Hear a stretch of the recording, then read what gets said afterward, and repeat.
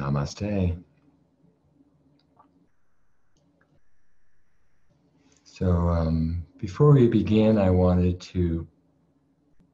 don't often begin this way, but I wanted to first thank my teachers, my Zen teachers, Suzuki Roshi, Kobun Chino, and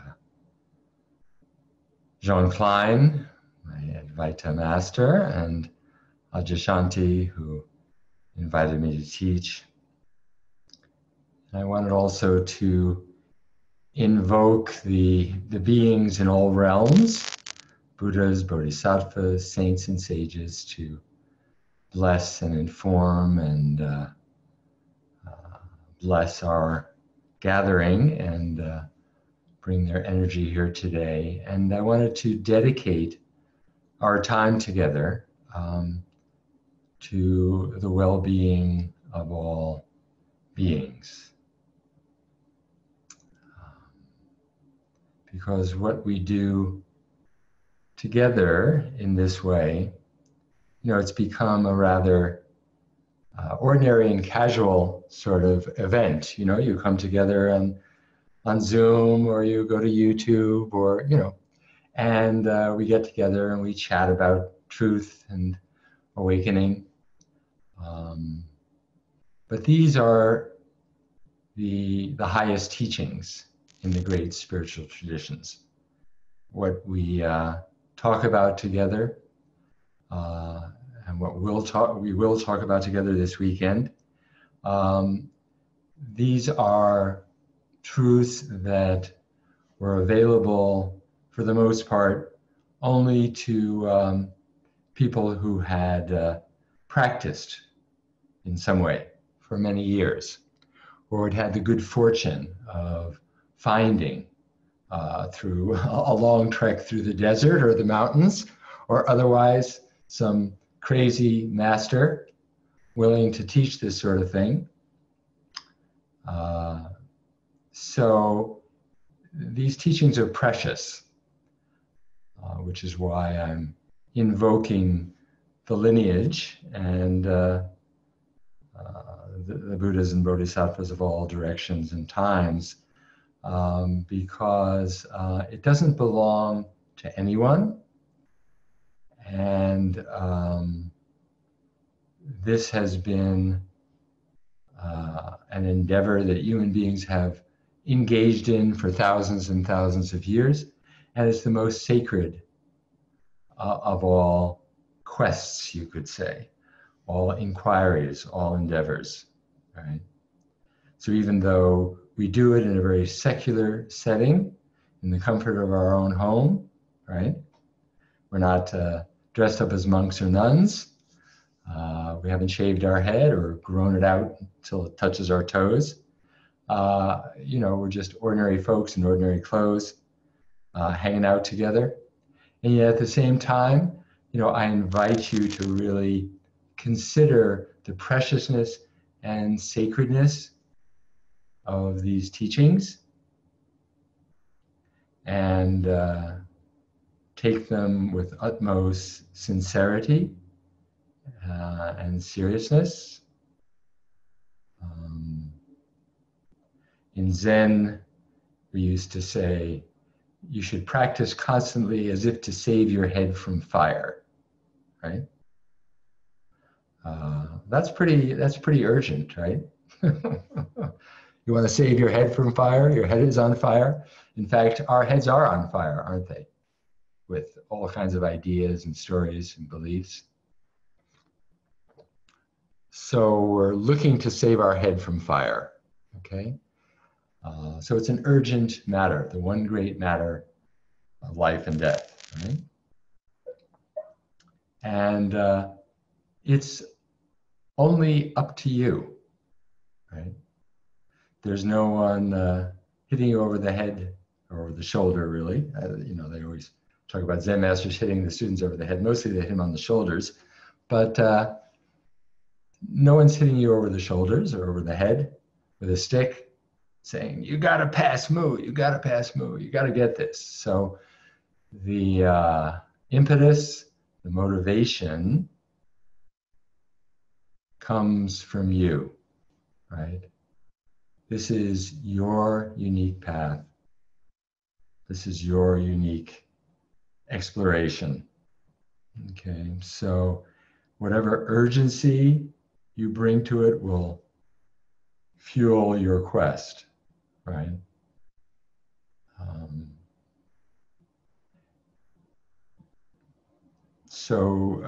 Suffering is usually the great motivator, but sometimes it's just curiosity, wanting to know, wanting to get to the bottom of it, right? Wanting to really understand who we really are, right? What life is about.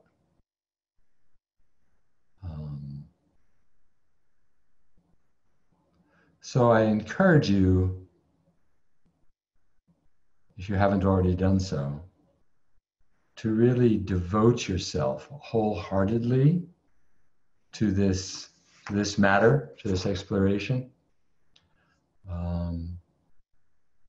Again, nowadays, there's so much available that it's so easy to trivialize it, to squeeze it in amongst all our other commitments, which of course is fine. But to make it a priority, if you really want to awaken, then I really encourage you to make awakening. And I'll talk more about what awakening is. And that's what our weekend is about. What awakening is, who am I, how to awaken. But I encourage you to make it a priority.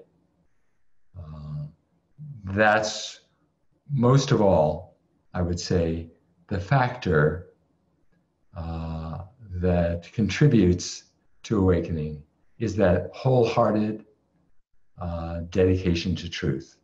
This really matters.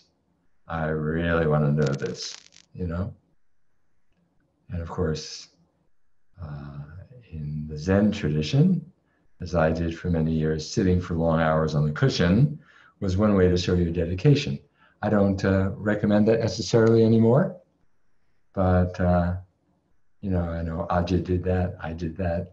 But it was sort of like we had to knock ourselves out on the cushion before we could let go of that very tight focus. So the way we are going to be doing it this weekend will not be like that. It'll be much more relaxed, right? Much more casual, more interactive, of course, which I think is wonderful. Back in my day in Zen, you didn't talk about these things mostly. I had no idea what I was looking for, frankly. So, here we get a chance to get very clear on what it is we're looking for, what it is we want to awaken to, which is great. And for the sake of this gathering, I encourage you, we have this set up as a retreat, right? So we have 2 hours today and 3 hours tomorrow, 3 hours on Sunday. Now, what you do with the time in between is entirely up to you, right? But I encourage you to, in whatever way feels appropriate to you, to bracket this as a retreat, right? That somehow these 3 days you're going to be, as Kate described it, as I often do as well, your deep dive, right, into this matter of what is life, who am I, what is reality. So whether you choose to sit quietly for parts of the rest of that time, whether you choose to curtail, your other activities, obviously we have families and friends and maybe work commitments, things like that. But to, in some way, whatever way feels appropriate to you, to bracket it off, make it a special time for you. Okay, I think you'll get the most out of our time together, and you'll bring a quality of attention to each of these sessions that I think will benefit you greatly in this weekend. Because we don't have this opportunity very much. You know, and I work with people quite a lot by phone, and you know, a lot of people will come to me and you know, they've read the books and watched the videos, and maybe they've had some recognition, some insight, but they can't quite, it's not quite clear, they have difficulty stabilizing it. And one of the first things I'll recommend is do a retreat. You know, there's something about retreat, right?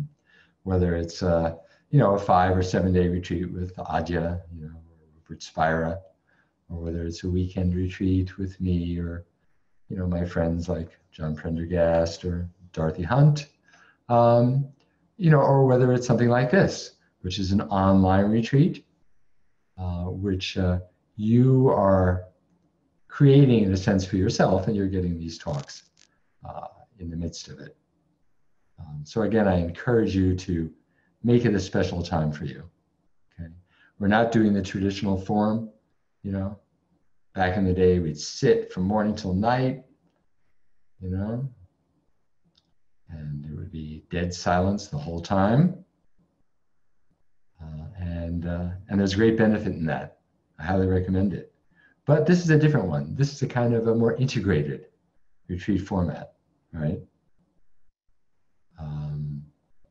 So you'll be going in and out of everyday life, which has its own kind of special, wonderful quality.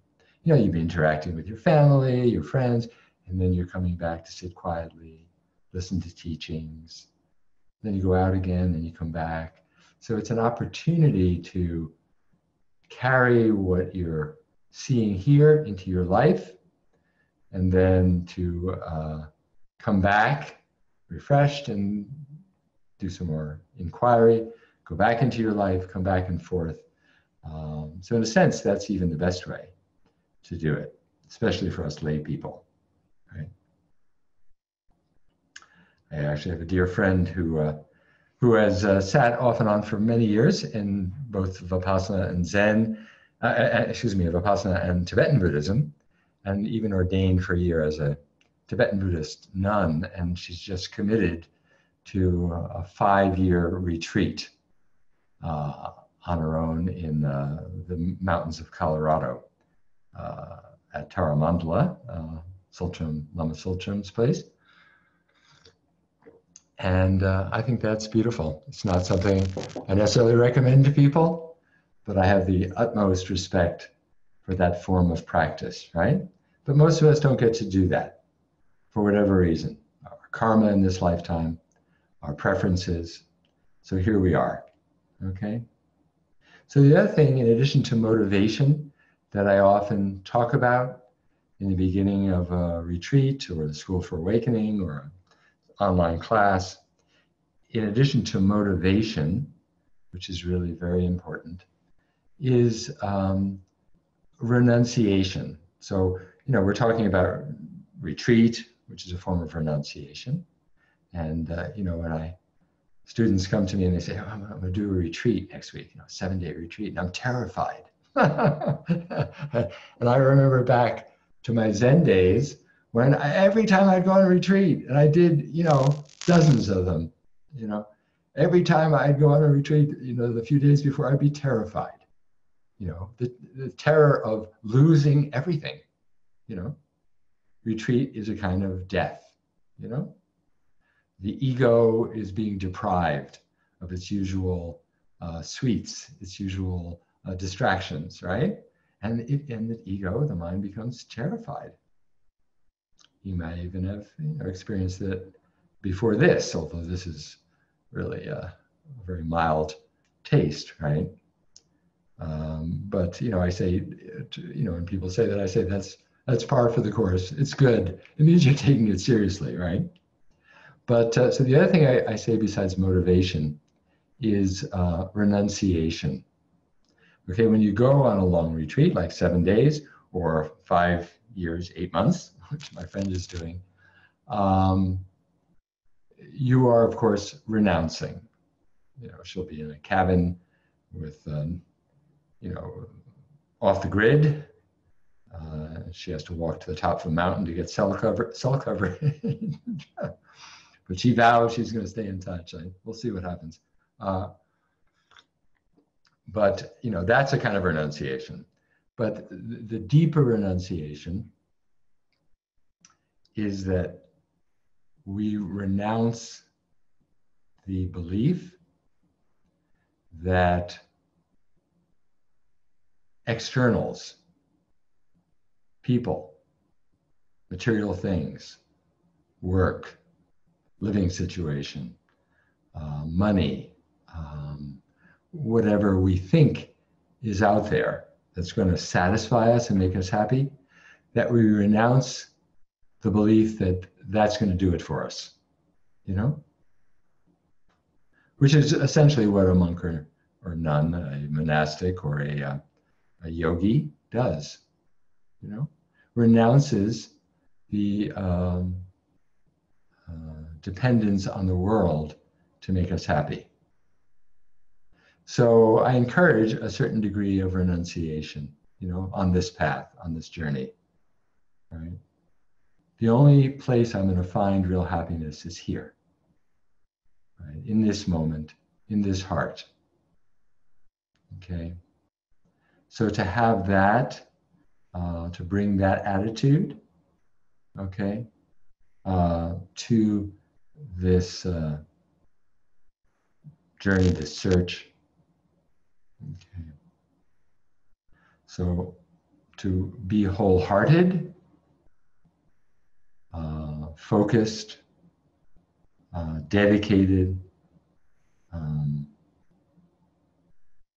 and determined, right? If you've already awakened, perhaps, you may want to clarify it. Maybe that's what you're here for, to deepen it. If you haven't awakened, you may have been drawn by the subtitle, The Weekend Journey of Awakening, to come here to wake up, right? Whatever your goal, your intention, you know, be wholehearted and dedicated, okay?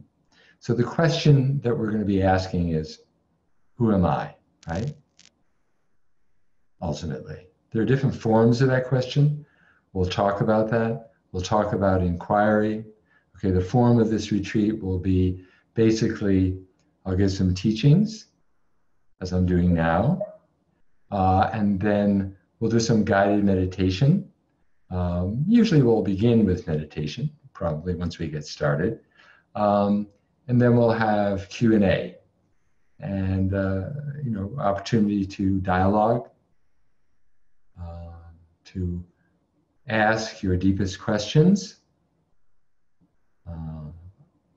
So we have a small group this time, about 14 people, which is relatively small and intimate, which is great.